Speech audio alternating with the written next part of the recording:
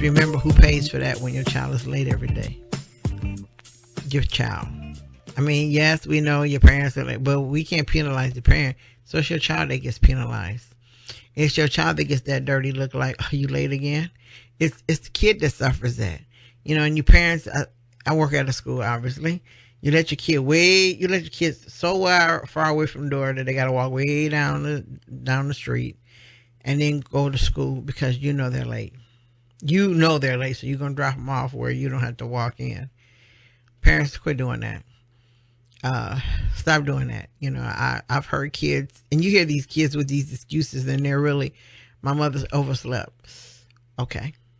You know, and you know, it's okay. You know, and parents, when you do drop your kid off at school, please be dressed properly. You know, because, you know, we had a parent that came to school, brought her kids late, but they were so late until she needed to come and sign them in. She had on a wife beater. That's it. She had on a wife beater. That's all. Nothing else. That's it, because she was dropping her kids off at school late. But that's all she wore. So guess what? She had to come into the building, wife beater and all, and sign her kids into school. Was she mad? Yes. But why was she mad at the school? She should have been mad with herself for that whole thing. So parents, your job is to get your kid to school.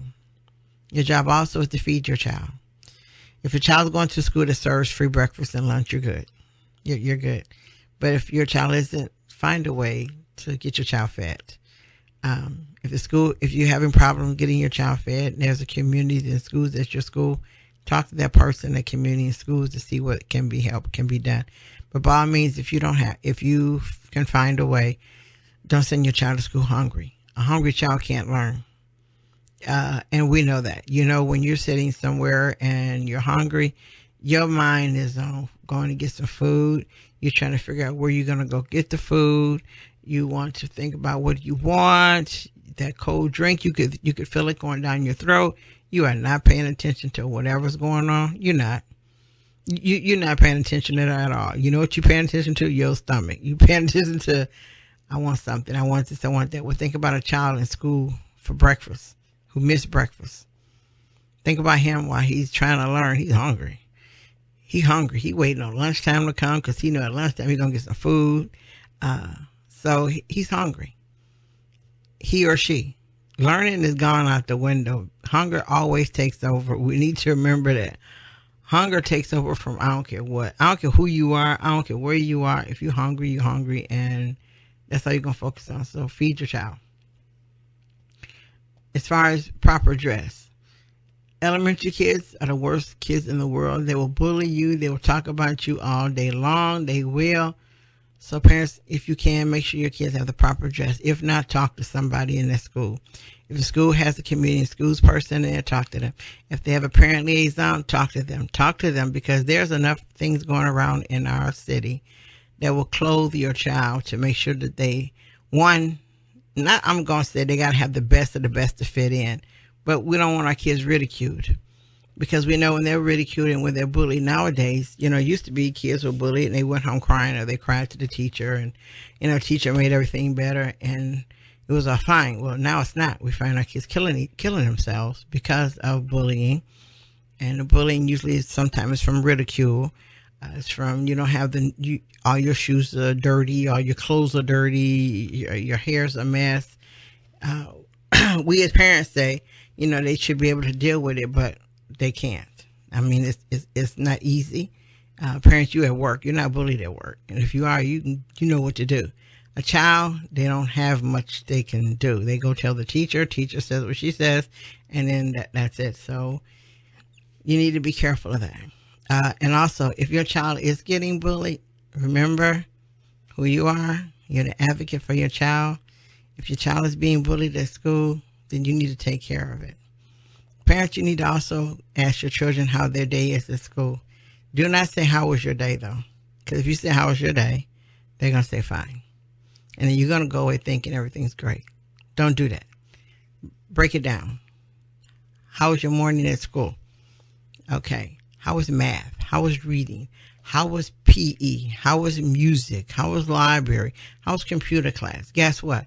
You're going to get a whole another answer when you start being particular about what you ask them. When you start putting it arrow, boom, how was music today?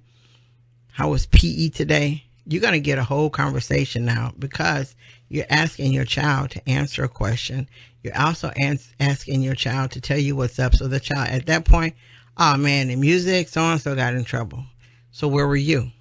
I was sitting over there. You sitting next to them? No. Now, if you find out, yes, your child is always sitting so-and-so and they get in trouble, then you might need to have that. You might want to talk to that teacher about your child sitting there, being next to that person. You know, you want to know, how was PE today? Well, you might want to know that this girl always behind me. She always pushing me when we do whatever. You want to know that. You want to know that. So you find that out by asking them how it was PE and not how was your day. You know, as an adult, if someone asks us how was work, we'll say, okay. Somebody asks you, well, everything was fine at work. Y'all, smooth day? Oh, no, it wasn't smooth.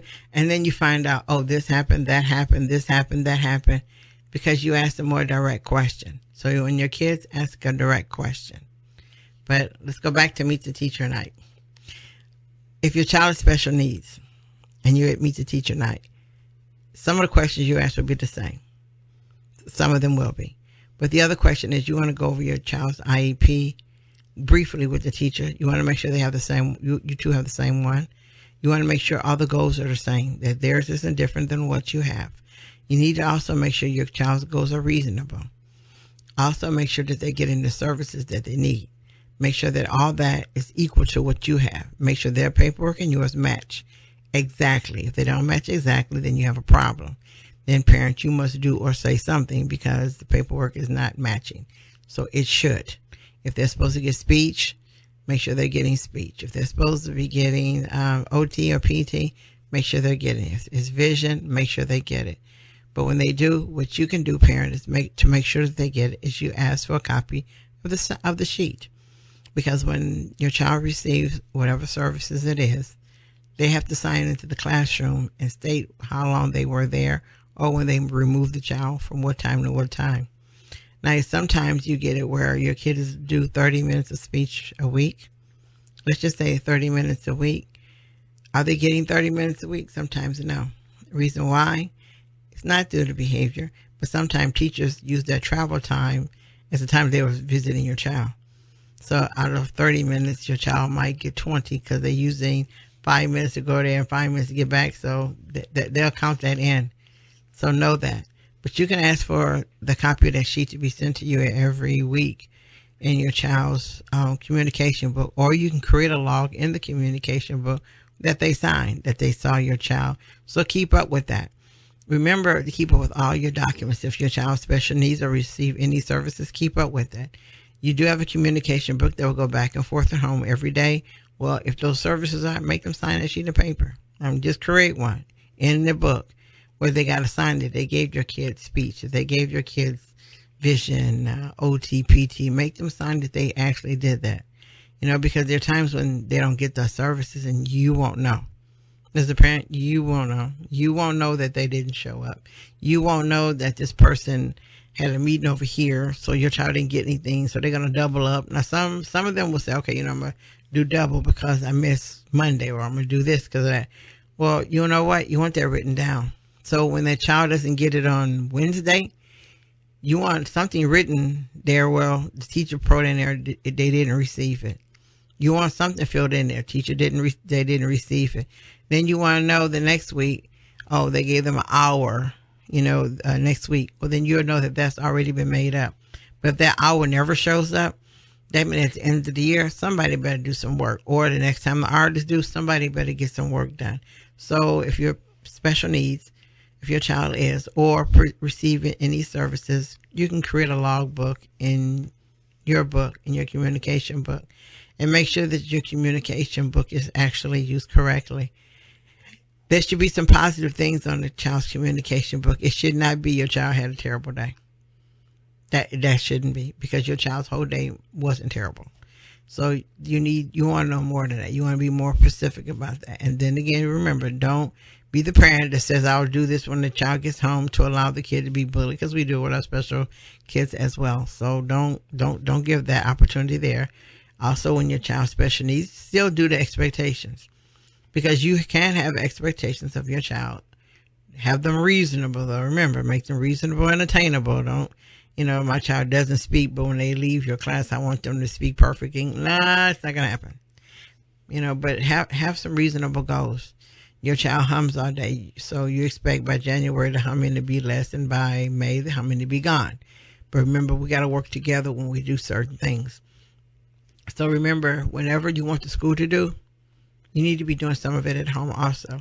If your kids are giving speech at school, then you need to be practicing on speech at home with your kid. You need to talk to your child and not at your child. So whatever services they're receiving at school, make sure you're assisting those services at home. Now, I don't mean like all day, the whole time, but make sure that at home you're assisting some of those services for your child. Because you are, like I said, you're two people. You're the parent and you're the advocate. So you need to make sure that all these things are covered. The schools, make sure you know what the dress code is. Because schools have dress codes. And yes, in the elementary school, there are dress codes. Because I tell you now,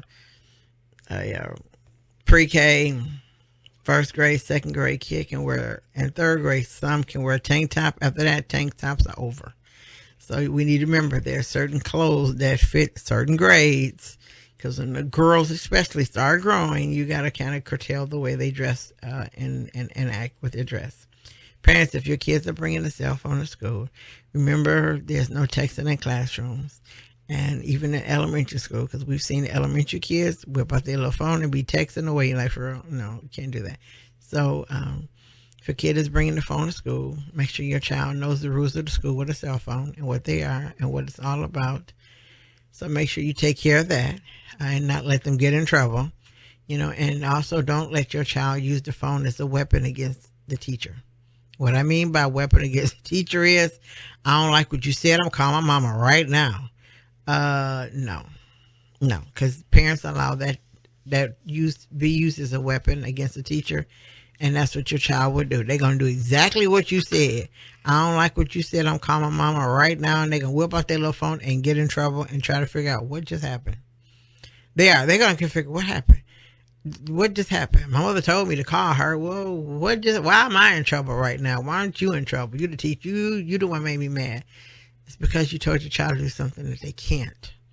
This is not their house. This isn't their job. They're there to learn. So they can't just, get up and grab that phone. So while you're advocating for your child, make sure you're doing it right. And the kids are following the rules and you're following the rules, and make sure that the teacher's following the rules. Now let's move on to health. We got to make sure our children are healthy.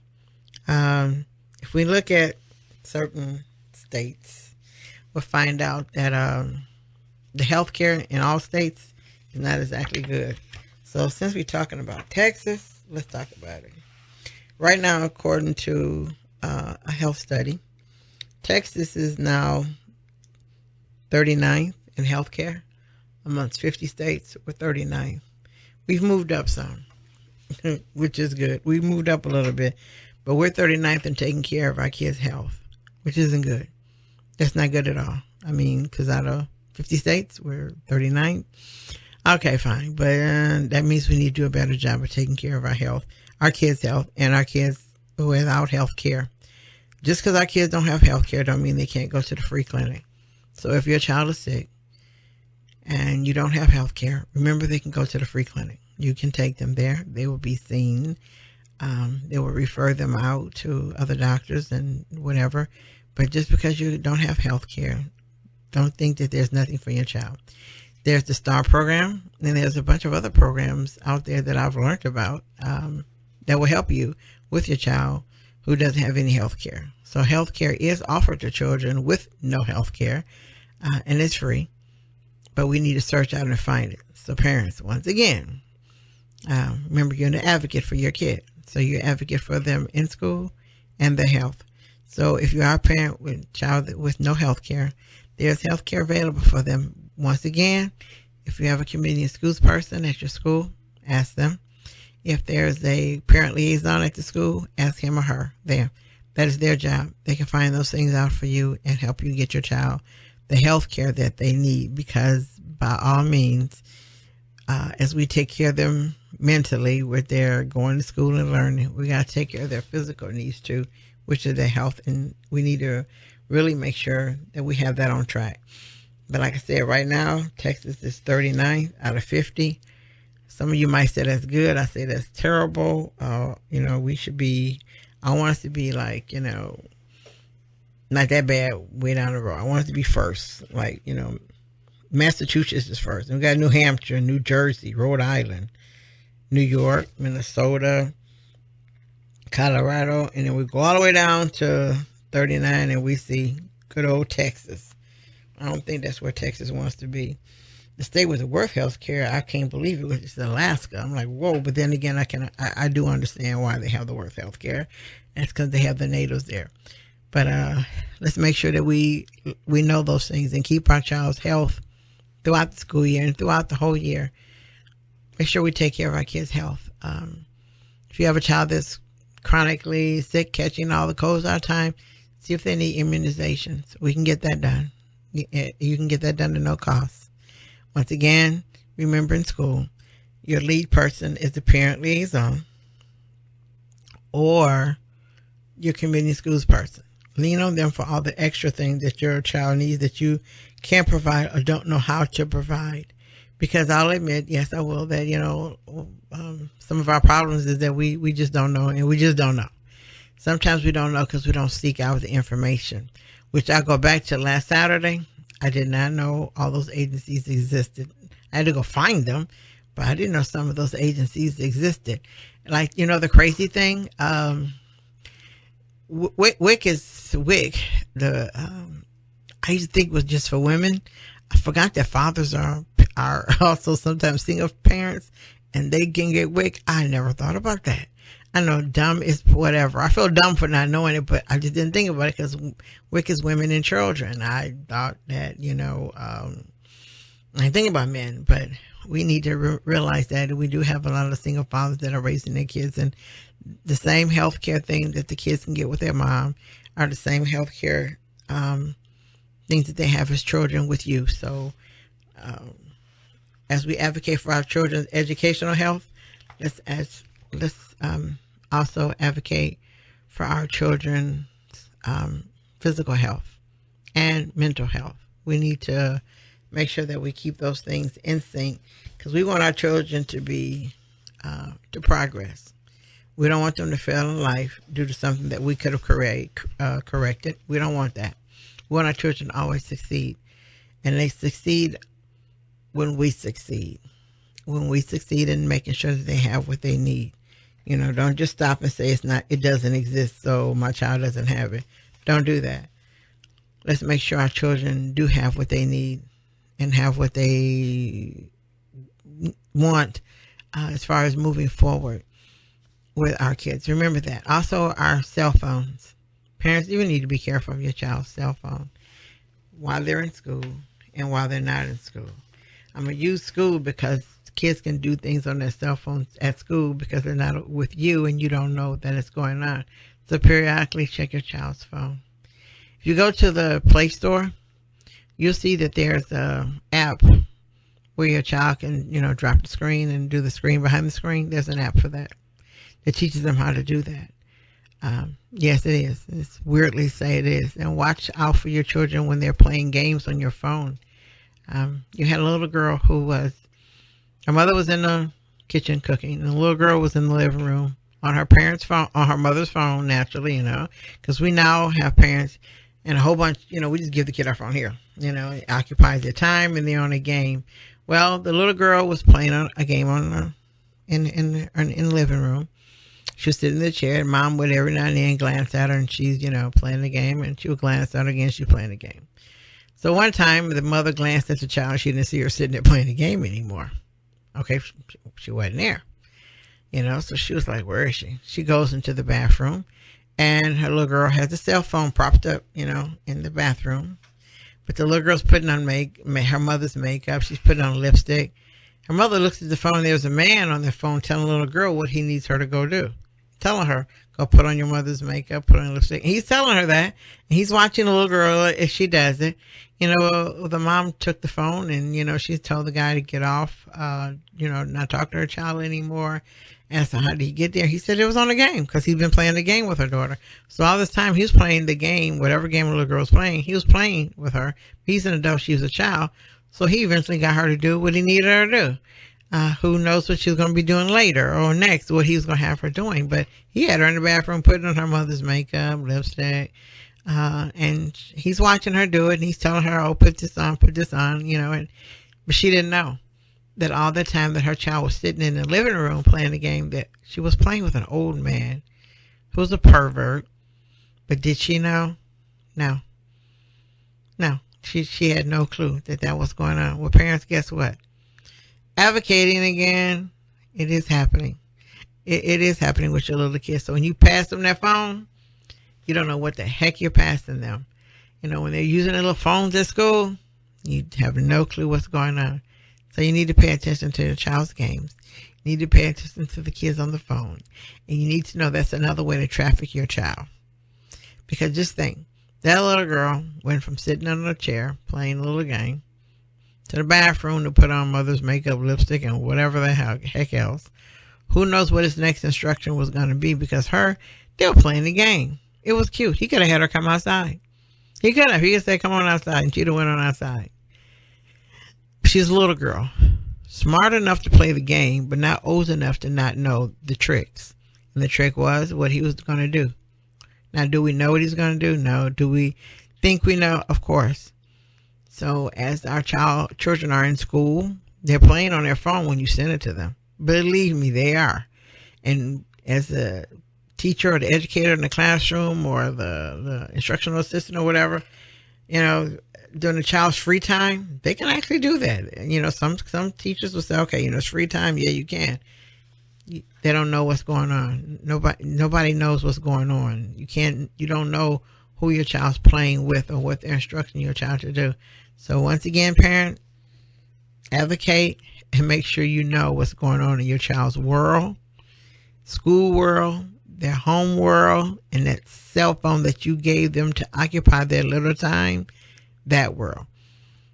And more so your elementary kids, because the elementary kids are the easiest to trick, because all you have to learn is to have that nice, sweet tone, talk the right way, and just think, like I said, the little girl.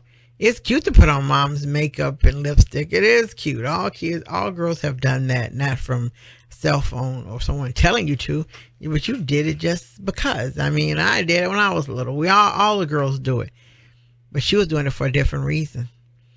Totally different reason. And she was doing it for a person who was instructing her how. Because you know why? He knew he could. He knew he could do it. She's a little girl. He could easily say that. And mom, luckily, mom kept watching her as she was cooking and kept peeking into the living room to see what she was doing. And like I said, look, the thing is, just think that moment she didn't hear her daughter sitting there, she didn't know what happened. So she was flying through the house searching, get in the bathroom, and bam, there's a little girl, makeup, lipstick, and there's this man on the phone telling her, oh, put this on. And she's laughing, thinking it's cute, and she's going to do it. What would have been the next step? Leave the house? What would have been the next step she would have done? Who knows? But it all because her mom said, here's my cell phone. Here it is. So advocates for their children, you have to advocate all the way around. You advocate in school? Yes. Advocate at home? Yes. That cell phone, be careful of it.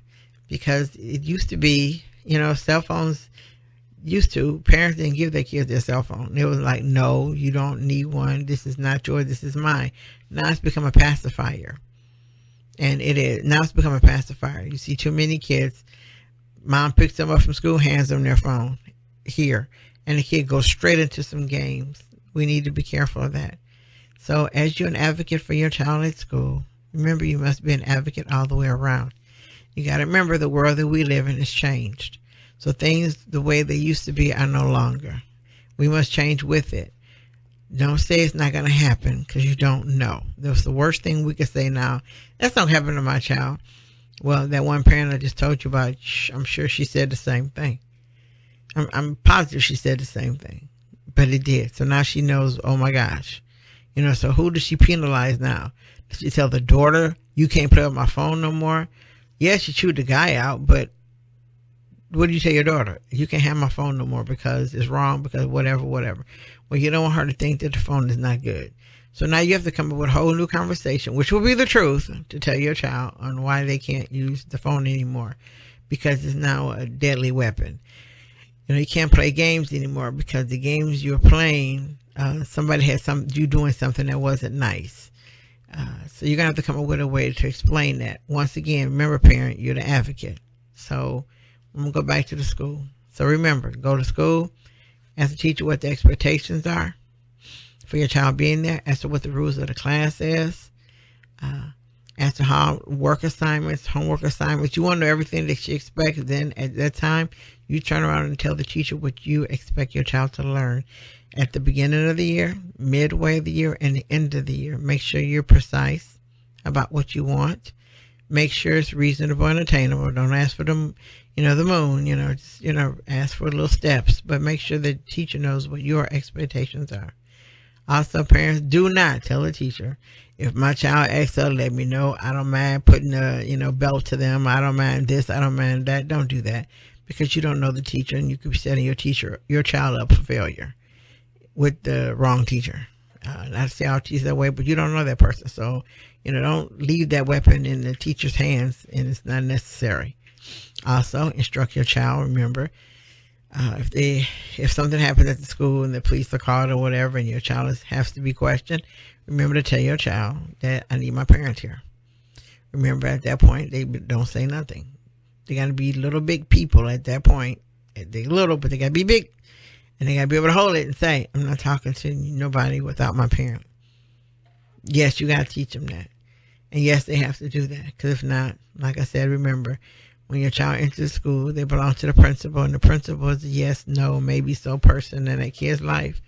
So do you want that right given to them, or do you want to keep that right with you as a parent? So you got to decide, and you got to think about doing it. My suggestion, remember, it's only suggestion, is I'm going to write that letter saying, no, you're not going to talk to my child without me there, because I don't know what's going to be said, and I don't know how his words or her words can be twisted in some other direction. So to avoid all of that, you want to be present. You must write that letter. If you got a special needs child, make sure your IEP goals match with what the teacher has. If not, there's a problem.